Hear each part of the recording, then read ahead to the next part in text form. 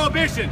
If you're gonna drink some illegal rum, boy, you better have a good, fine Cuban cigar to go along with it, right? And that's what happened, and that is what brings the danger, ladies and gentlemen, the mafia. Yay! Thus, that began the shotgun war days, starting around the 30s. Leslie, if you'd upset the wrong person, there might be a Model A Ford roll down the street, a shotgun come out of the window, and blow you away, and they would drive off, literally getting away with murder. Why? Well, there wasn't a formal police report filed in Ybor City until 1935. For the first 50 years of business in this town, nobody got arrested. That's how it worked. Backs were scratched, pockets were lined, paid to turn their eyes the other way in a lot of cases. And that gave us the reputation as being a dangerous place. The more deeper truth of that is what happened at the end of the cigar-making days. At the end of the 60s, the whole place had collapsed. The Great Depression and cigarettes and a whole lot of other reasons, the cigar industry plummeted.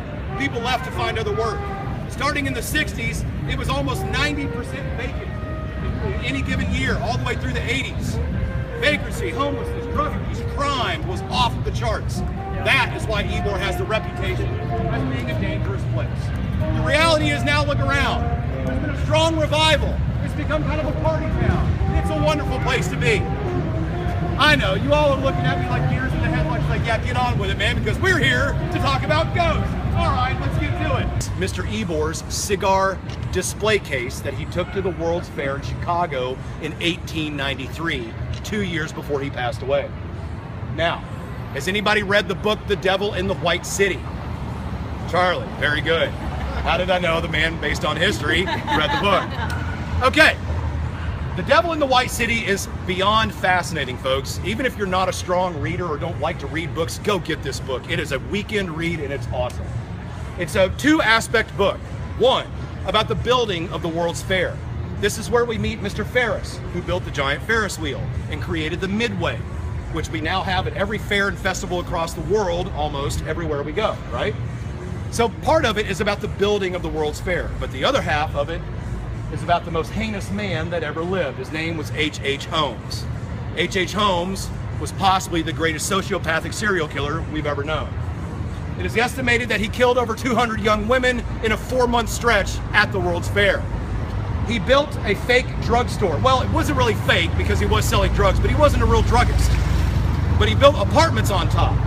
He hired and fired contractors so that nobody knew the whole layout of the building. Step in. Thank you. He hired and fired the carpenters and contractors so that nobody knew the layout of the building. He created hidden doorways, secret passageways, hidden walls, and a killing vault in the basement. Basically, it was an acid vat where he would liquefy the remains so that there was no evidence. How does that relate to Ybor City? Ooh, this is where it gets fun. Ybor was in Chicago when this took place. Now that trolley reminds me of another thing. Electricity. These trolley tracks, and these are not the original tracks, but it is the original line. They started being installed a mere 6 years after the World's Fair when Ybor and others witnessed the electrical exhibit. The electrical exhibit changed this planet. 2 scientists were competing for our American dollars. Who were those scientists? Einstein. No. Tesla and Thomas Edison. Edison was old and on his way out. It was promoting direct current, DC form of electricity. Very powerful and strong, but it couldn't travel.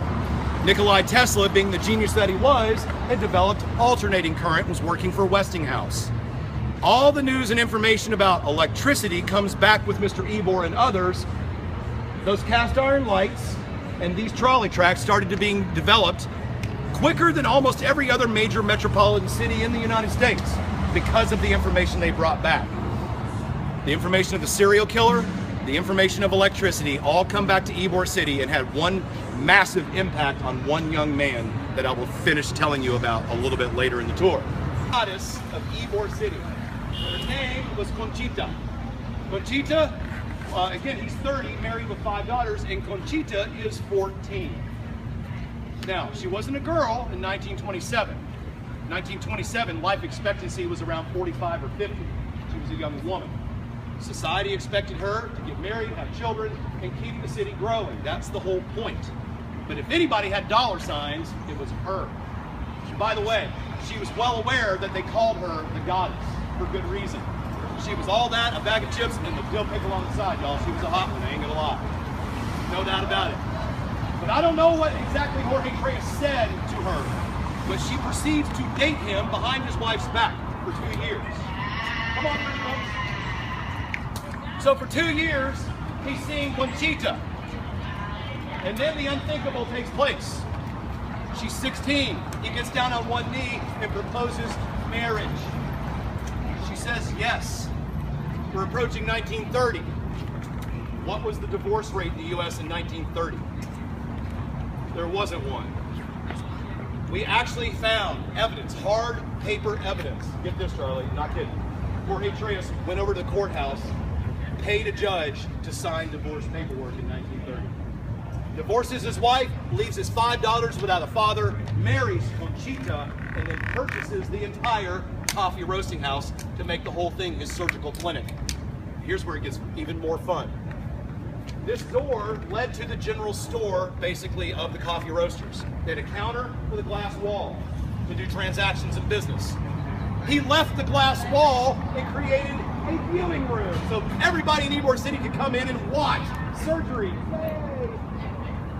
Now I started asking questions like, yeah, exactly, you know, Grandma, hadn't been here in a month, and she comes over one day to buy coffee, and oh my gosh, you see the spleen coming out of somebody's guts. That wouldn't be fun to watch.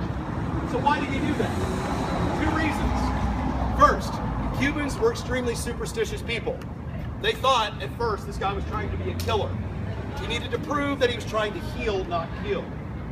Trying to prove that it was practice, yes, but I want to heal you, not kill you.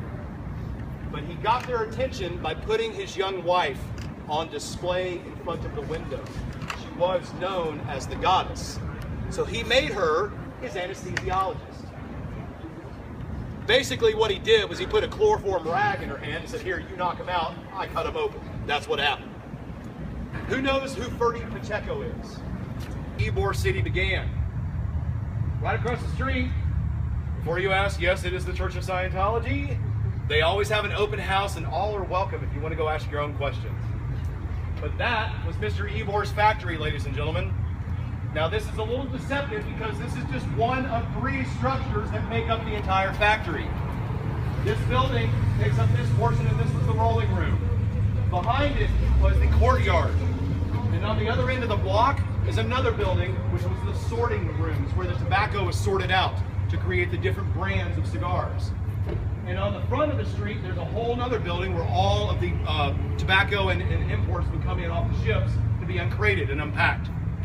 It takes up virtually the entire city block, making this the biggest cigar factory on the planet in 1923. Not just the biggest in the US, the biggest in the world. Now, I don't know if it still is, but in 1923 it was, and that's when we became known as Cigar City. Now, I call Mr. Ybor a business genius. And the reason why I say that is he did some very innovative things in the year of 1885 and moving forward into the turn of the century. He passed away in 1895, so in 10 years, he did a lot of cool stuff. First and foremost, does anybody sell their own tangible product? When I say tangible, a hard product like a cigar. Anybody? Okay. Let's say you sell cigars, all right? What's your name? Evan? Evan sells cigars. Evan, would it make sense if you're going to start a new town with your name on it? Would you reach out to every cigar maker that you know and invite them to come and compete with your business in your town? Doesn't make sense, does it? Ybor did not care about money. He cared about the legacy. He cared about creating jobs. We've heard the term job creators tossed around politics for a while now, right? Well, you want to know who a true job creator was? It was Vicente Martinez Ybor. Because here's what he did. He wrote letters to Spain, Sicily, Italy, Portugal, Germany, and invited every cigar maker he knew to come to his city and hire people. He offered to build their building out of his pocket, and he gave them 10 years to pay them back, and he did not charge one dime in interest to any of them. He said, just get here and hire people. And that is a huge thing. But he was also that benevolent to the working class. He says, look, you're a Cuban worker. I need you here. Getting you off the island is going to be difficult. So he created infrastructure. And in addition to that, he bought hundreds of acres over here where you see I-4. Hundreds of acres over in this realm, and he built homes for the workers out of his own pocket and charged them cost. No interest. Just get here, bring your family or start a family, and go to work. And he even worked out deals where like a nickel a month, a nickel a year, I don't care what you can pay, just get here. But thirdly, and this is where the genius part is, Ybor, being a Spaniard by birth, Cuban raised, he understood the American. He understood the American investor. He knew to make this dream come alive, he needed their dollars in support, not just their cigar purchases. That's why he built that building across the street. That is known as the El Pasaje, the passageway in the front in that Italian Renaissance design. That was the party place. Upstairs were double room dignitary suites. Years back, they found a trap door in the floor, and it led to what looked like to be a basement. By the way, how many of you all have a basement in your house in Florida? Guess what? There's a basement here, a basement there, a basement there, and a basement in the Cuban Club. Are they nuts? No, the elevation was high enough to actually build solid basements. It was also high enough to build underground tunnels for the mafia to run booze during Prohibition, just like they did in Chicago and Atlantic City and Jersey and others. But here's where the darkness happens. The Cubans and the Sicilians, not all of them, but several of the higher ups, the elites, butted heads with the mafia. Why? Because the mafia just wasn't running illegal booze, they were stealing women from Cuba and running them under the ground into places like the brothel. It was also a hiding place when there were raids by the police. The police, again, not making arrests, not writing anything down, they were here to get money, but they would raid the place and they'd take all the girls down below the floor and hide them. When it was all clear, girls came back to work.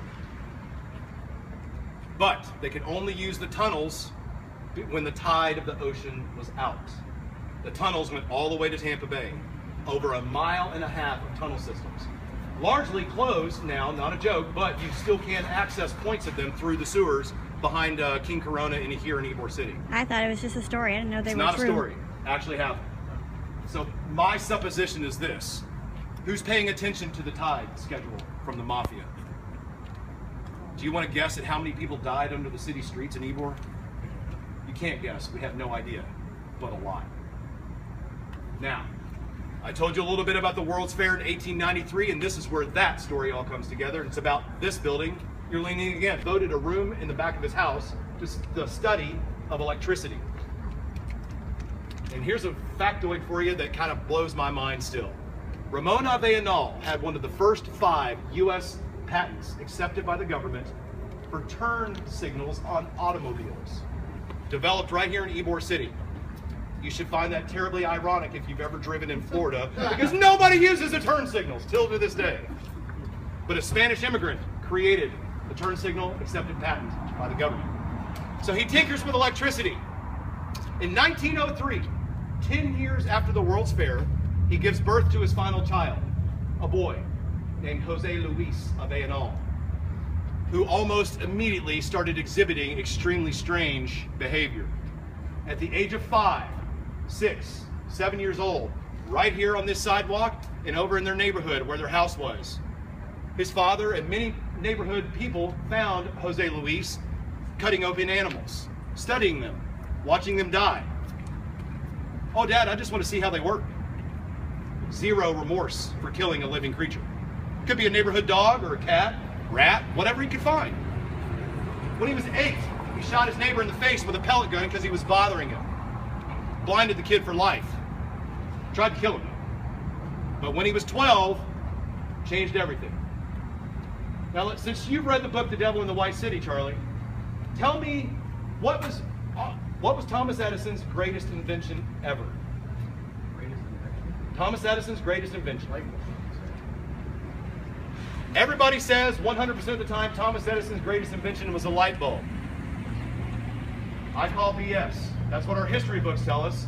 And I call BS because I know for a fact he stole it from a Canadian. He didn't develop the light bulb. A Canadian did. And Edison took it and sold it as his own. But more importantly, I say the greatest invention